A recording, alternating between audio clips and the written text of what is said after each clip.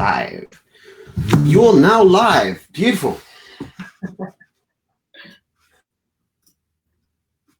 Yes, I wanted to get you on to talk about you. I found you on Instagram. Your content was just vibrant. It's energy. It's just like as soon as you scroll past, you're like, wow, this girl talking some stuff. I need to share this. I need to listen to this.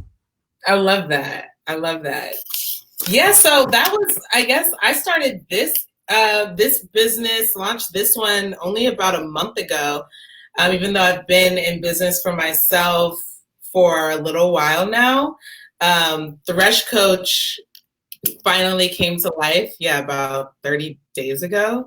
But on my personal Instagram account, I had always made these videos, but I never posted them onto my actual feed. Like I would have all these stories all the time. And I realized I had this fear of actually like having the story recorded and put on my actual feed. But I knew that I needed to do it, and so I did. And I do it in now like a very focused and routine way, to where like I constantly have content out now. So that's what I'm doing. And what's the feedback been since you started doing these videos, started taking it, like to this next level? You got good production value, it looks crisp, it looks clean. So what's the feedback been for that?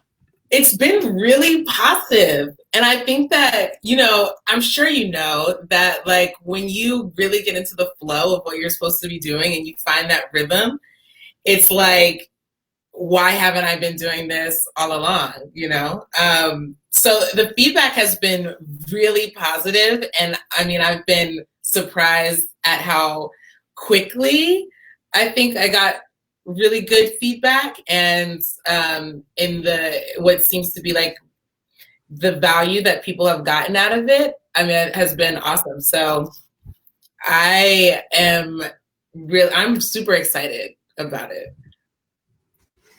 What's the big plan then? So obviously I see you putting out a lot of good valuable content. It's eye-opening, it's thought-provoking. So what's the plan for this? Where do you want to be? Is it just like an influencer lifestyle, or is it like a business plan that you've got there?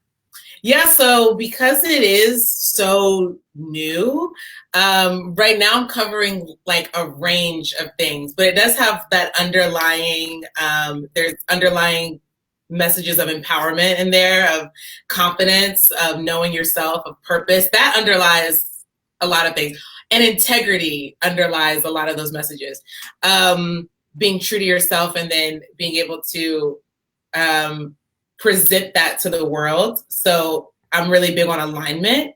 So how I feel inside should be how I present on the outside. Everything is aligned, and then that's when you're in flow. So that underlies all of these things that I'm putting out there right now. But what I am going to do this is in September, where I'll launch the program that I'll only be taking 5 clients a month for. So that's a very unique and targeted action program for people who are looking to gain some clarity in their lives, but in a very specific way. And by that, I mean on the spiritual side, on the energetic side.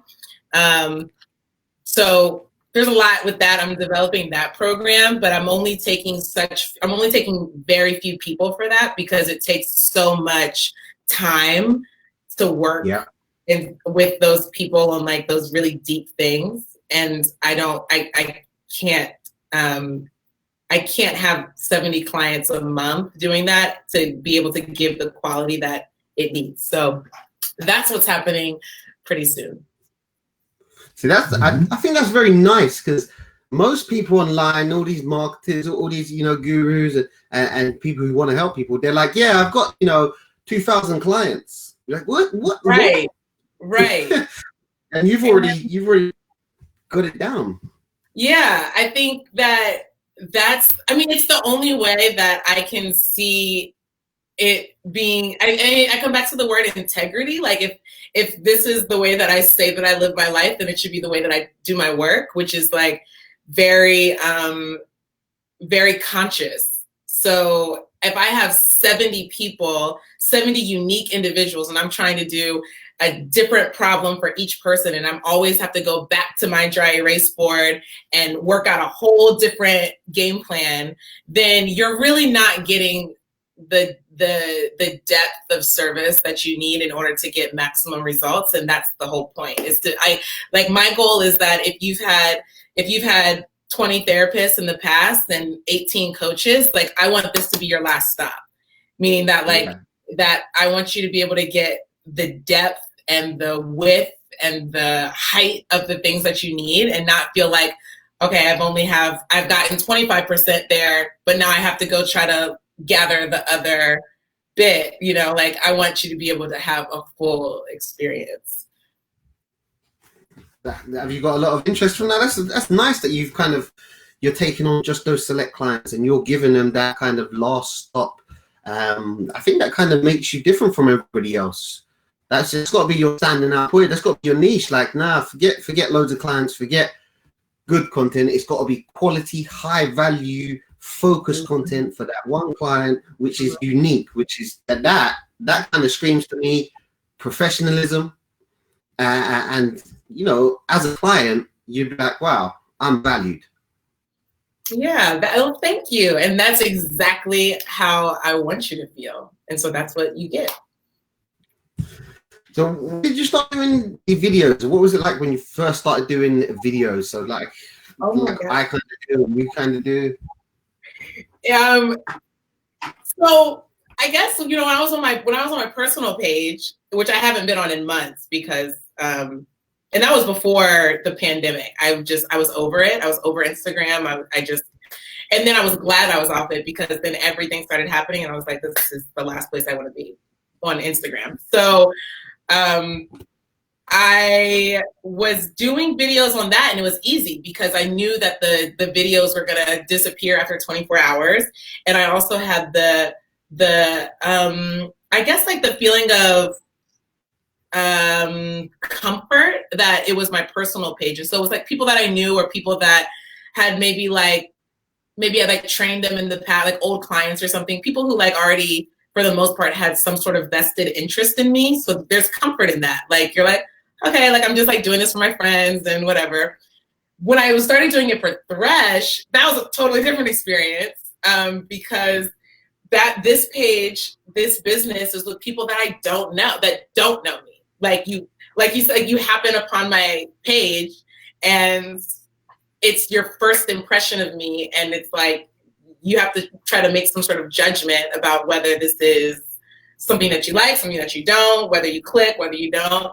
That is a much different, that's a fear experience of working through that. Being like, okay, I'm going to put this out there and I have no idea who's going to see this.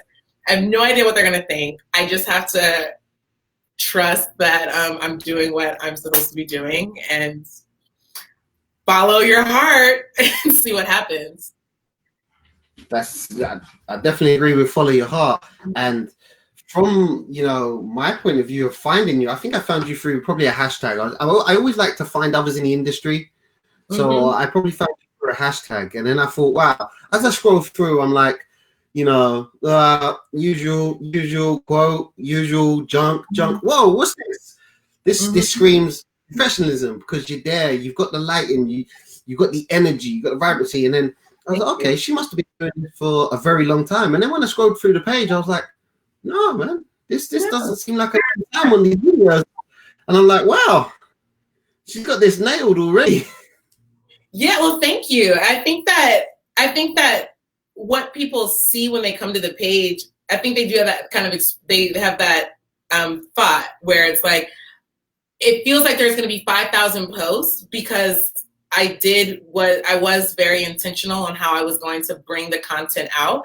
So I went through what you don't see on my page is the planning process. You don't see the years of learning and all the books and all of the experiences and you don't see all of that, because you got a very strategic launch of that page. And I had decided very early on that I was going to decide on a method and stick to it, because I think what a lot of entrepreneurs do is there's so many ways to do it, and you don't have a blueprint, right? Like you literally just like, it's like, okay, like I'm just gonna try this. But one issue that entrepreneurs have, and you also don't see like my business that I started like 2 years ago, so you don't see all the things that I've learned in that, right? Like you see Thresh, but what a lot of people do, a lot of entrepreneurs do, is we want to try so many things that we try too many things,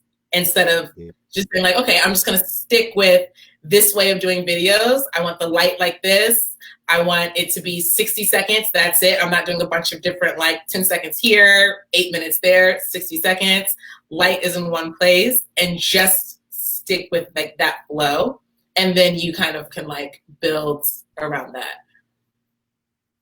So that, yeah, I like that. And then if you scroll through your page, you can see it is very strategic. I never really noticed what you said, and it is. Everything's exactly the same. The lighting's the same. You know, the wording's the same. And when you scroll through, you're like, oh, wow, that's a lot of consistency. Yeah. And, you know, the thing with consistency, we get comfortable with what we like to see. So when somebody likes your brand and you do it again, they're like, oh, wait a minute. I love how she's doing this. And then you keep doing it. Exactly. And I think that like we probably in this little bit of our conversation have covered a whole sales psychology textbook. Like, I mean, we don't know why we like certain brands, or like why certain pages stick out to us, or why we like why we like the way someone words something, but there is like a pattern to it. And when you can kind of get someone in the flow, it doesn't mean that there's like one right pattern or one right flow, but it's just sticking to your flow. And then people say like, they see your stuff and they're like, oh, I get, like, he does this. And then they expect it. And then when they get it, they like it, because it's something that they've gotten used to. Yeah, when I started doing like vlogging and a bit more YouTube stuff, a lot of the stuff that YouTube were doing, they were sitting in the same room, and I was like, why is that so boring? You're sitting in the same place. And when I started looking at the psychology behind their viewers, people don't like to change, and that happens a lot in life. A lot of people don't like change, even if it's just the small changes that we don't realize. So we get attracted, and you know, we need the same video, we need the same person, we need the same location. It might be different if you're watching the travel vloggers stuff, but a lot of the time, change is scary for a lot of people. Whereas we know probably, you know, change is great. You know, those challenges are there to change you. But a lot of time, people are afraid of that. Yeah, you're exactly right. Have you had any negative experience or negative feedback from people doing what you're doing, all the videos, all the you know, mindset, sharing your thoughts, your education? Have you had any negative feedback? That's a really good question, because I think it's not like an answer that is necessarily expected. Like, it's not, I don't get like messages from strangers like on the internet that's like, you know, that's like, I hate what you're doing, or like who do you think you are? Like, I don't get, it's not the strangers that I consider, it's people that know me, that have maybe known me for a long time, that aren't used to seeing me like that, like in this way.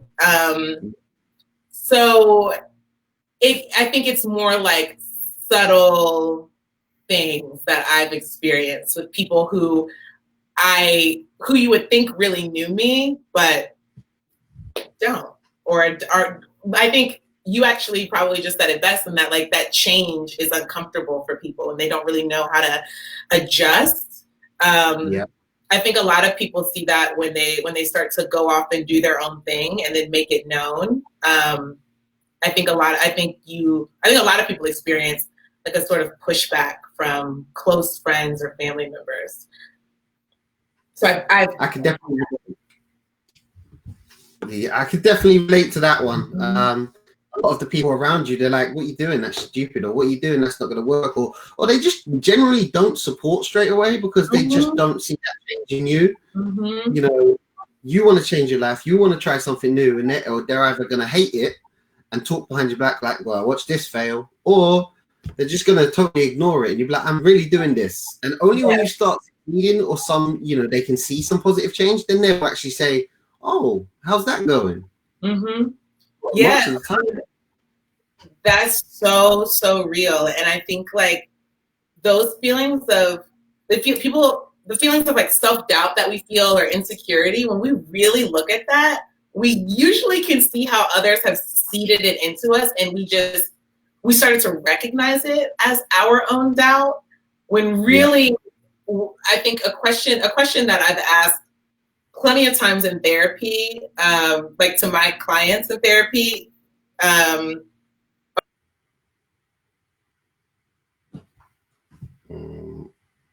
What happened there? I guess we lost her there quick. Hopefully she'll come back on. You are back. Just getting you back in now. Okay, yeah, you're back. I don't know what happened there. I don't know, it was weird. But a question that I'll ask my clients is, who told you that? Like, who told you that you can't? Or who told you that it was dumb, or that you weren't good enough, or weren't smart enough? And when we really sit with that question, I think we usually can pinpoint some times or experiences that we internalize someone else telling us that we weren't good enough. But yeah, people close to you, a lot of times it's unconscious. I like to believe, at least, that they don't notice when they're doing it. But there are plenty of instances where people see that doubt into you, and then it's unfortunately our job to untangle it, and to recognize that it's not our fear or our insecurity, and let them have their own. They can have whatever feelings they want about what you're doing. I think that's one of the hardest things, actually, brushing off other people's insecurities and fears. You know, a lot of people will say to you, don't do this because it failed. Don't start that business because it failed. You're fine with your 9 to 5. You know, mums, dads, you know, different people around you and family will tell you not to do something, not because they're, you know, cynical or they want you to fail. It's because they probably care, or they just don't want to see you fail. Right. That's one of the hardest things for us to kind of be like, okay, I understand your fears, but that's yours. So a lot of people hold themselves back due to other people's fears. Is there any advice that you can give someone who does want to try something and they've got a lot of negative people around them, or a lot of people saying, don't do it? I think that one thing for sure is something that you just touched on, which is seeing their doubt or their fear as their best way of caring for you in that moment. It might not feel good, but most people, I'm not saying that there are definitely people who are abusive, definitely people who are malicious in the world, but I will say that it's not common that you have all the people around you are actually trying to actively take you down. That's a distortion of reality. It can feel like people are trying to take you down, but the truth is that it's much more likely that they're trying to give you advice, and it feels like a jab. And so recognizing that they're trying to care for you in that moment, and then also taking responsibility for the parts of us that we're not too confident about. Because if I'm not super confident in whatever I'm trying to put out there, whatever I'm trying to sell to the world, if I don't feel confident in it, then anything that you say about it has the potential to make me feel horrible, because I haven't become fortified in it. I don't feel great about it. I can't just brush it off because it's going to stick to that wound. So understanding that those people are probably caring about you, and then also that it's very possible that you just aren't confident enough in what you're doing, because if you are, then people can say whatever, and you're like, I still love what I'm doing. And you can get to that point where you can brush it off, but it's not always about people being mean to you. There's plenty of like your own confidence and self-esteem that you have to take responsibility for. No one else can do that for you. Yeah, I definitely agree with that. And that confidence thing is hard. That comes after consistency and having the little nibbles and somebody saying to you, it won't work, won't work. And you brush it off for so much time, you get kind of a hard back, a turtle shell. And it just kind of off, and like it's water off a duck's back, as they say. Yeah. Yeah. I think when you take those, like, I don't recommend people just like going and jumping off of whatever ledge. Like, you kind of want to have strategy and a plan, but in that building up to do whatever that big thing that you want to do, there are little things that you can do, right? Like, and it's like you're building that muscle. Like you have to put the reps in. And if there's some big step that you want to take, the best thing you can do is practice in little ways, doing things that don't feel comfortable, things that scare you a bit, things that challenge your self-esteem, things that where maybe you're not putting out videos every day, but could you put out a story where you know that it's gonna, like, you put it up for a little bit, for a couple hours. Can you commit to leaving your video up for 8 hours a day and get used to that, like, feeling? So it's little things that build up to big moments. Nice. Is there anything else? Because I know you're gonna head off in a sec. 5.2 already? Jeez. Yeah, I know. Time flies when you're having fun. Is there anything else you want to say to any of the viewers? I've got your name, your Instagram up here. I've got your Instagram running across the bottom as well. I'm going to put it in the bio, put it in the comments. Is there anything else that you want to say to anybody, or some encouraging words? I will say that if there's something that you really want to do, write it down so that you can see it. And then think about the one thing that you can do to get you 1% closer to that. That's it, just one thing. And the more that you look at that thing and you have that small thing, and then you'll cross it off and you'll do that. And then you'll realize there's another thing that you could do to take another step, and you're 1% further along. And the more that you do that, at some point you fill up the cup and it's done. So it's chunking it out, and you can do whatever you want. I love that analogy. I love that. Thank you very much for coming on and doing the live. And I will catch up with you another time, and we'll definitely connect more on Instagram. Keep up your awesome work. It's very valued. I love what you're doing. I love your energies. Thank you. Keep up with this stuff. Thank you. I'll bring you soon. Take care.